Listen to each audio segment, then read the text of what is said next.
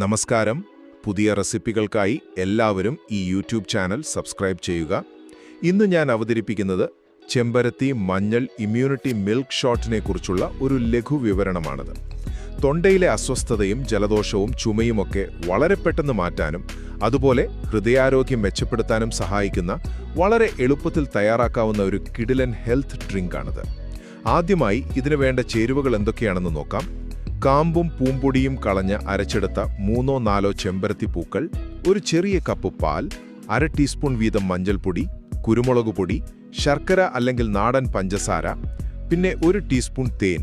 ഇത്രയുമാണ് നമുക്ക് വേണ്ടത്.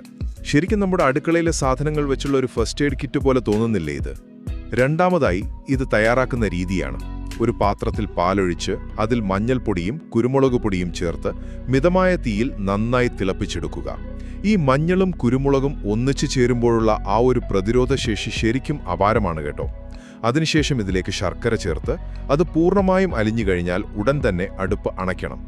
അവസാനമായി നമ്മൾ ശ്രദ്ധിക്കേണ്ട ചില പ്രധാന കാര്യങ്ങൾ പറയാം. അടുപ്പ് അണച്ച ശേഷം മാത്രമേ ഈ ചൂടുള്ള പാലിലേക്ക് നമ്മൾ അരച്ചുവെച്ച ചെമ്പരത്തി ഇതളുകൾ ചേർക്കാവൂ. കാരണം തിളയ്ക്കുന്ന പാലിലിട്ടാൽ ചെമ്പരത്തിയിലെ ആസിഡിറ്റി കാരണം പാൽ പിരിഞ്ഞു പോകാൻ സാധ്യതയുണ്ട്. ഒരു 2-3 മിനിറ്റിന് ശേഷം ഇതൊന്ന് അരിച്ചെടുക്കാം. പാൽ ഇളം ചൂടാവുമ്പോൾ മാത്രം അതിൽ തേൻ ചേർത്തിളക്കുക. കാരണം നല്ല ചൂടുള്ള പാലിൽ തേൻ ഒരിക്കലും ഉപയോഗിക്കാൻ പാടില്ല കേട്ടോ.